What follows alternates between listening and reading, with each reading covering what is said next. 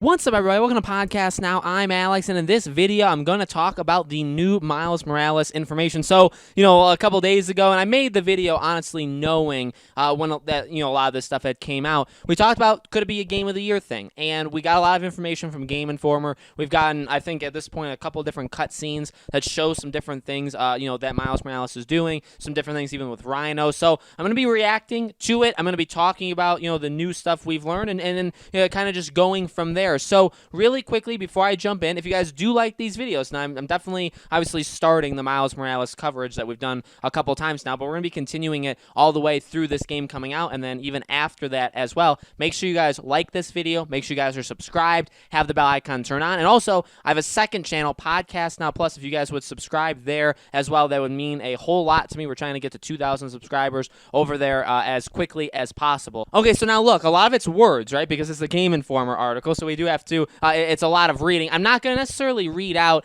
everything. In fact, I may just kind of go off the top of my head. I have the article in front of me, but right now I'm looking at my sound waves. The game sounds incredible, okay? And it's, again, something I talked about in the, I think, could it be Game of the Year? This game, to me, is almost like there's just no, like, from me, I really don't have a lot of thought or expectations into this game because I just know I'm going to be getting, in my mind, a very safe, really good game. Okay, it's a lot in the same way. And by the way, and stay with me because I know maybe some people say, well, you don't really give Spider-Man enough credit. Going into Crash Bandicoot 4. Now, if you're not a Crash fan, that's fine, but I'm a massive Crash fan, and I went into that game and I said that I think that is one of the safest games of 2020. For a long time, I've said that because it's just a game that I'm not even having a lot of expectations. I didn't watch a lot of stuff going into that game. I just knew from what I did see that, like, okay, it's going to be fine. In fact, it's going to be a really good game. I'm just not going to worry about it too much. I'm not going to think about it too much. I'm just going to let it do its thing.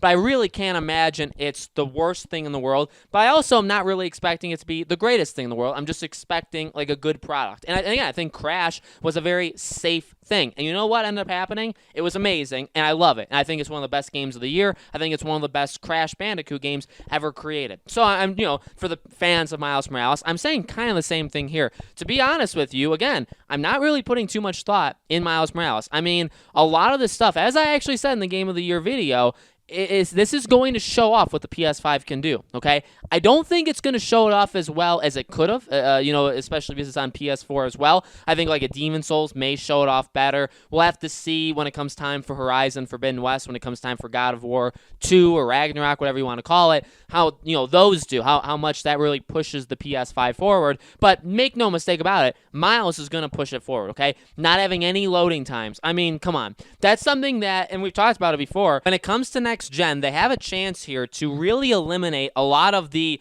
base issues that games at the point of life that we're all in maybe shouldn't have anymore, right? Really long loading times or frame rate drops or really bad texture pop and stuff like that. As we go on here, PS5, Xbox Series X, Series S, and even going forward the next console generation, so on, we really should be getting rid of like those things because those things, I mean, yes, they do take work. Like there's people that are responsible for that, and if they're bad, you can maybe attest it to those people, right? That they're maybe not that great at their job, but technology can only let you go so far. So, I really think we're going to start to eliminate a lot of that stuff where then for a game, it's going to come down to, okay, well, let's really focus on the gameplay mechanics. Let's focus on the story. Let's focus on the characters. Let's focus on whatever the main pull of the game is. That's what we're really going to, We're not going to go into a game and say, man, the texture pop-ins are god-awful and we have to, take points away from them. That really hurts the overall game experience when, in reality, we should be past that point, okay? That's how I think of it. And so for Miles, again, this is like the first step. When you see him swinging around the city, now you don't see him do it for very long. In fact, it's only like three or four web bursts that he does of swinging. But as you see it, I mean, come on.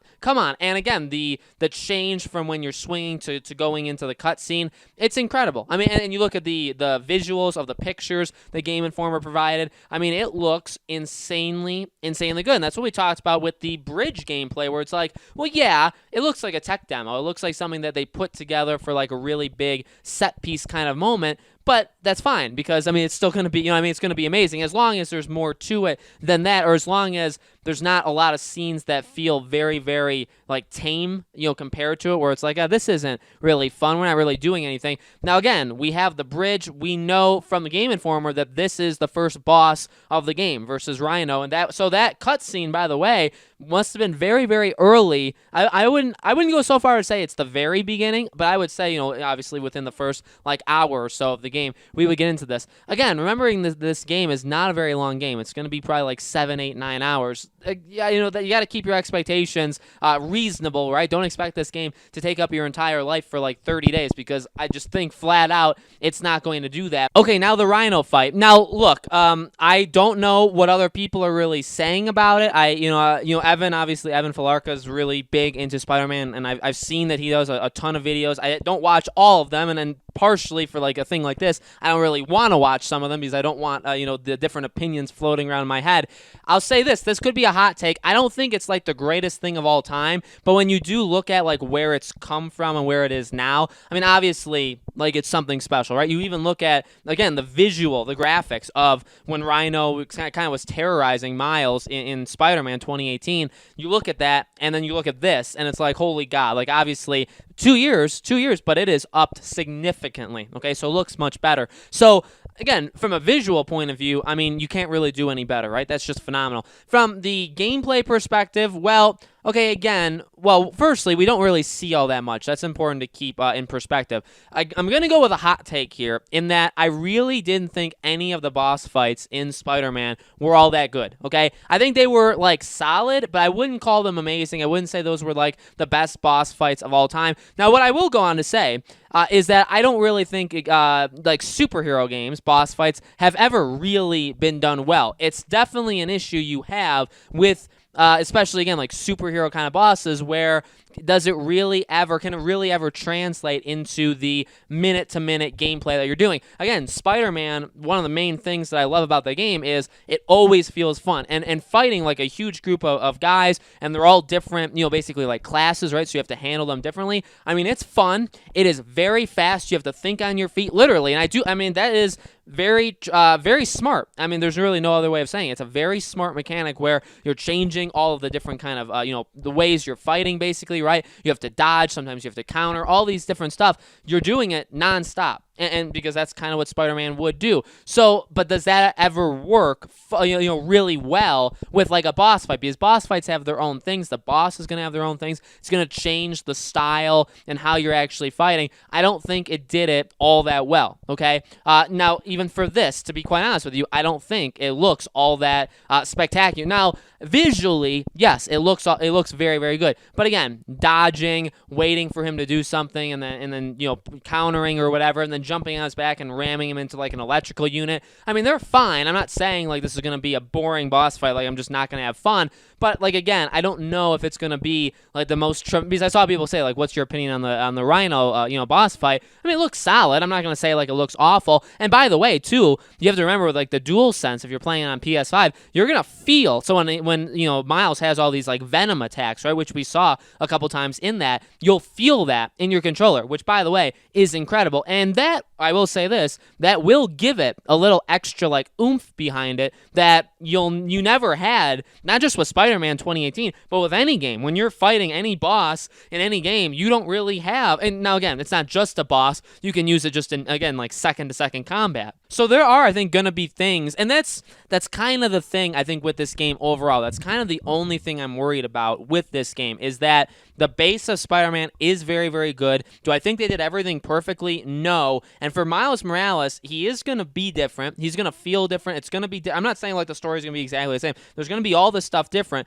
but you have to imagine it's still pretty close to the base game that we got of Spider-Man. The real solid innovation that we're going to get in this franchise, I think, is going to come with Spider-Man 2. Okay, I don't 100% feel, and now there will be some in Miles, but I don't think there'll be all of it, and maybe not to the levels that some people are thinking, okay? It's gonna probably feel a good amount like you're still playing 2018, considering it also comes with it, right, in some variety of how, depending on how you buy this game, okay? So that does worry me a little bit, but the thing that I think these cutscenes, these pictures, this info has, told us is, yes, there may not be the greatest innovation in the world, and can you really expect that, by the way, after 2 years? No, I do not expect that. I don't think anybody should expect that, but everything around it has 1,000% taken a jump up, and the game has taken a jump up. Maybe not as high, but you put that all together, and you're going to have a really amazing product. So again, when it comes to Miles Morales, the visuals, the loading times, all of the feel of when you're holding the controller, how Miles moves, all of the stuff, the new photo mode, the new being able to change the lighting,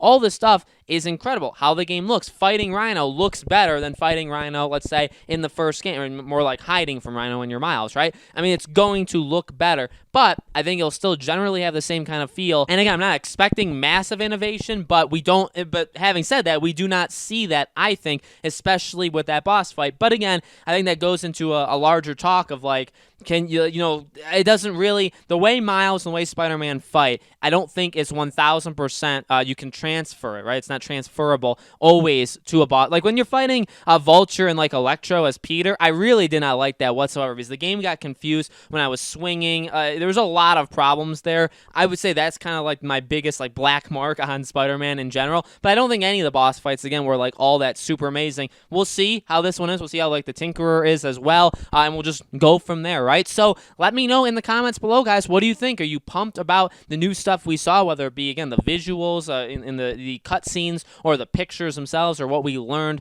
from the actual, Game Informer article? Let me know. As always, make sure you guys are subscribed to this YouTube channel, Podcast Now. Hit the bell icon so you guys know when all these videos go up. And again, my second channel is called Podcast Now Plus. The link for it's in the description below. If you guys would subscribe there as well, that would mean a lot to me. Thank you all so much for watching, guys. More Miles videos coming very, very soon, and I will see you all there.